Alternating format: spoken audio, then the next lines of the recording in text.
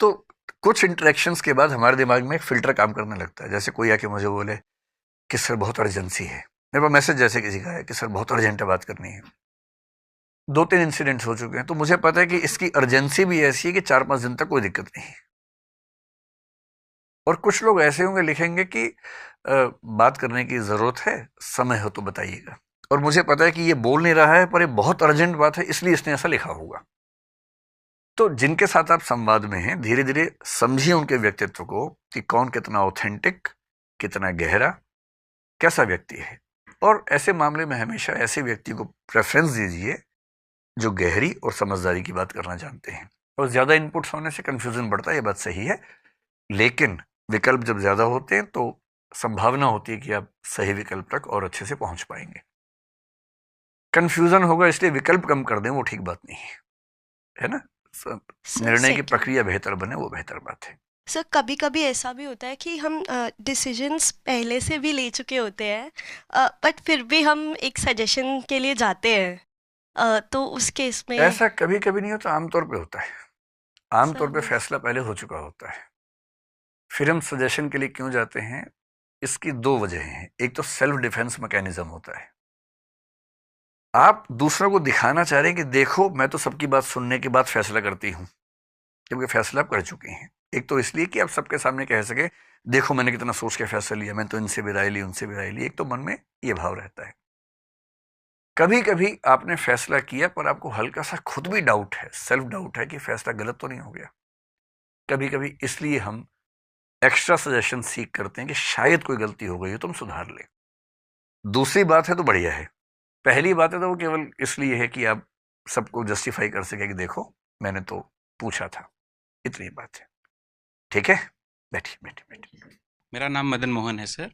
और आपने Immanuel Kant की बात की कि उन्होंने जो भी चीज़ें फॉलो की, अपनी ही बुक को उन्होंने खारिज किया और फिर से एक नया सिद्धांत दिया जो भी था।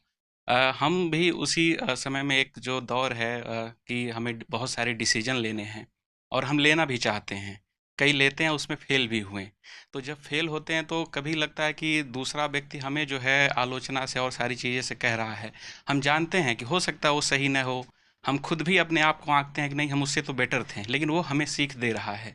लेकिन जब ऐसे डिसीजन 4-5 बार हम फेल हो रहे हैं, एक्सपेरिमेंट हमारा फेल हो रहा है, तो एक समय ऐसा आता है जब हम कहते हैं कि नहीं, हो सकता है हम उसके मुंह पे कह दें कि नहीं तुम गलत हो, मैं सही कर रहा हूँ। लेकिन जब आप अकेले में सोचते हैं तो ये लगता है कि हाँ नहीं, कहीं गलती नहीं हो रही है। तो फिर जब अगली बार हमें क्रांति करनी है, नई लानी है, तो हिम्मत कैसे लाएंगे और वो डिसीजन कैसे हो कि कैसे परखें कि नहीं यहाँ से था जो उन्होंने आलोचना की, जो कहा या कुछ लोगों ने सजेशन दिया। हो सकता है कभी 10% आपको तारीफ भी मिल गई, हाँ ठीक है चलो अच्छा किया तुमने। तो वो उस बीच में कैसे आप अपने आप को आगे बढ़ाएं। अगर आपने 4-5 फैसले किए जो गलत साबित हुए, जी। तो पहले तो इस अहंकार से बाहर निकल जाइए कि सबसे अच्छा फैसला मैं ही करता हूँ, है ना। ये हो सकता है कि सच में आप गलती कर रहे हो, यस सर। इनपुट्स कम हो या ऑब्जेक्टिविटी कम हो, ये हो सकता है ना। Yes sir. दूसरा व्यक्ति आपको सलाह दे रहा है लेकिन उसकी भाषा चुभती हुई है, हाँ। तो भाषा को साइड में कर दीजिए, बात को समझ लीजिए। अगर बात में दम है, भाई कोई चुभती हुई भाषा में सलाह दे पर सलाह अच्छी दे, तो भाषा साइड में कर दीजिए, सलाह ले लीजिए। जी। कोई मीठी भाषा में बकवास कर रहा है तो दूर कीजिए, केवल भाषा सुनिए, मस्त रहिए, क्या मतलब है ना। सार सार को वही रखे, वो तो करना ही पड़ेगा ना, सार निकालना पड़ेगा। यस। तो यदि ये 3-4 फैसले गलत हुए तो विनम्रता से मान सकते हैं कि शायद हमने कोई गलती की होगी। और यदि कोई सलाह अच्छी दे रहा है तो उस सलाह का उतना हिस्सा स्वीकार करने में कोई हर्ज भी नहीं है। Yes sir. और लोग क्या कहेंगे इसका बहुत ध्यान मत दीजिए, लेकिन हाँ, अगर कोई अच्छी सलाह है तो बेशक लोग कहें कि देखो इसकी नकल मार ली, कोई बात नहीं, जी। अपना फैसला लेके आगे बढ़िए। और आप कुछ भी करेंगे तो लोग तो कुछ ना कुछ कहेंगे ही कहेंगे। तो बेहतर है कि जो सबसे सही फैसला है वो चुनिए, और लोग क्या कहेंगे मतलब मैं एक तकिया कलाम मेरा है, जी। लोग क्या सोचेंगे, अगर ये भी मैं सोचूंगा तो लोग क्या सोचेंगे। तो उनको सोचने दो, अपना जो ठीक लगता है वो कीजिए। ठीक है, ठीक है। बैठिए बैठिए। नमस्कार सर, मेरा नाम रेखा वर्मा है। सर, जैसे कि आपने बताया कि कांट ने अपनी ही पुस्तक को खारिज कर दिया था। आमतौर पर यह माना जाता है कि किसी भी मुद्दे पर या किसी भी बात पर एक स्थिरता सामाजिक साख से जोड़ी जाती है कि ये व्यक्ति विश्वसनीय है, अपनी बात पर अड़िग रहेगा। लेकिन ड्यूरिंग द लाइफ प्रोसेसन हम लोग सोचते हैं वही परिष्करण वाला सिद्धांत कि ये चीज़ ठीक है, अनुभव से गलत मिली है, आगे इसको और बेहतर करते हैं। और अगर ये ऐसा बार बार हो रहा है तो क्या उस सामाजिक साख को हम कैसे काउंटर करें? मैंने पहले ही कहा था कि पर्सनल रिलेशंस में ये बात लागू नहीं होती है।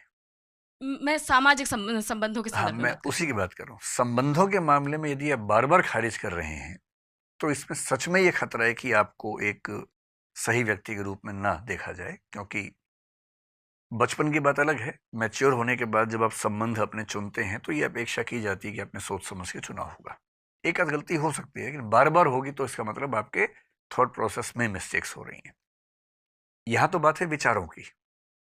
अगर आप कहें कि मैंने पिछली बार इस पार्टी को वोट दिया था, लेकिन इस बीच में मुझे लगा कि मेरा फैसला गलत था, इसलिए मैं इस बार इस पार्टी को वोट दूंगा, मुझे नहीं लगता कोई आपकी साख इससे खत्म होने वाली है।